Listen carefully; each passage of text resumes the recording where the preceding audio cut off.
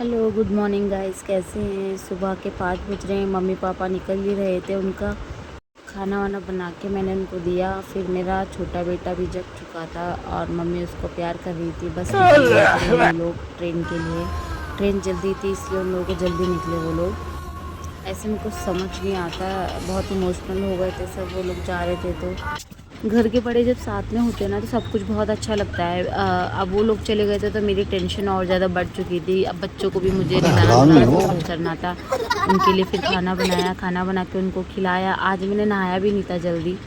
वैसे तो मम्मी ही सब कुछ उन लोगों को नहलाकर तैयार कर देती थी, बट आज सब कुछ मेरे पर आ गया था। अब मुझे ही सब कुछ करना है जब तक वो लोग दोबारा नहीं आते। या पता नहीं वो लोग कब आएंगे। I miss you mummy and पापा।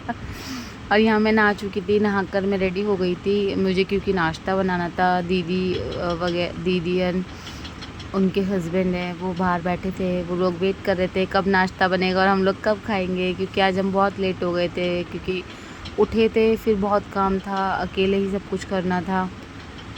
सच में बड़ों का होना बहुत ज़रूरी है। जो लोग, मुझे ही समझ नहीं आता, कुछ लोग जो है ना बड़ों के साथ रहने में ना हिचकिचाते हैं, बट मुझे अपने सास ससुर के साथ रहने में बहुत अच्छा लगता है। वो उन लोगों का मुझे सपोर्ट ही मिलता है। ऐसा कुछ नहीं है कि वो लोग मुझे परेशान करते हैं कुछ। और हाँ, जो लोग ये बोलते हैं कि बहू को बहुत सर पे चढ़ा रखा, तो हाँ, मेरी मम्मी पापा ने हम मुझे शायद सर पे चढ़ा रखा है। मैं उन्हीं के बदौलत ये सब कुछ कर पाती हूँ। उन लोगों की वजह से ही मैं इतना सब कुछ कर पा रही थी। अब वो चले गए हैं, उनकी बहुत याद आएगी। बहुत कुछ संभाल लेते थे वो लोग, अभी तो अब सब कुछ मुझे ही करना पड़ेगा। आप लोग भी बताइएगा, क्या आपके mom dad and mother in law and father in law भी आप लोगों के साथ इसी तरीके से रहते हैं क्या। बस यहाँ पर मैं बना रही थी वाइट सॉस पास्ता। बच्चों को मैं खाना नाश्ता दे चुकी थी, हम लोगों के लिए रेडी हो रहा था।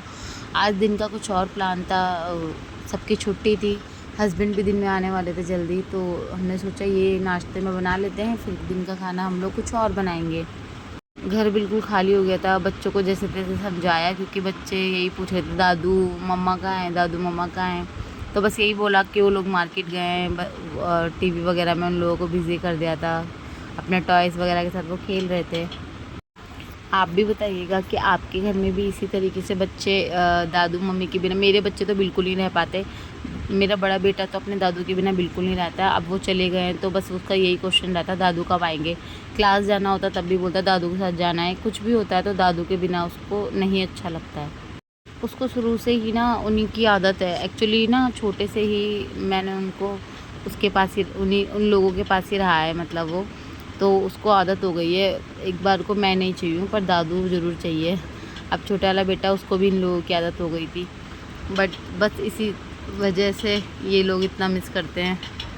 और आप भी बताइए कि आपके घर में भी बच्चे अपने दादू मम्मी से इतना प्यार करते हैं। एक्चुअली मेरे बच्चे हैं ना अपनी दादी को ना मम्मी ही बोलते हैं, क्योंकि वो मुझे मम्मी बोलते हैं। यहाँ हमारा नाश्ता बन चुका था, हम लोग नाश्ता कर रहे थे। मेरा छोटा बेटा भी ना जीरा वाला पास्ता खा रहा था। हम थोड़ी देर रेस्ट किया और मेरे हस्बैंड आ चुके थे। ये मेरे नंदोई जी अपना काम शुरू करने लग गए। बच्चे अपने पॉपकॉर्न एंजॉय कर रहे थे, मूवी देख रहे थे। फिर हमने कोकम वगैरह पिया, सोया चाप वगैरह खाई और बस एक दूसरे को पिलाए, मस्ती करते रहे। आज ना एक्चुअली हम लोग बहुत थक गए थे, तो ये सब हमने जल्दी कर लिया था। खाना वाना सब जल्दी हो गया था। मैं शाम होते ही थोड़ी सी चाय वगैरह पी और बच्चों को लेकर मैं सो गई थी, इसलिए मैं ना नाइट का ना शूट नहीं कर पाई थी। तो आप लोग मुझे ज़रूर ये बताइएगा कि आप लोगों को मेरे ब्लॉग कैसे लगते हैं। क्या मैं आप लोगों के लिए इसी तरीके से ब्लॉग न्यू लेकर आऊँ, या फिर आपको मेरे व्लॉग्स में कुछ और भी न्यू चाहिए। तो आप लोग प्लीज़ मुझे कमेंट करिएगा। ये देखिए बहुत टेस्टी बनी थी, हम लोगों ने खाया, एंजॉय किया और हम लोग शाम को सो गए। Bye bye.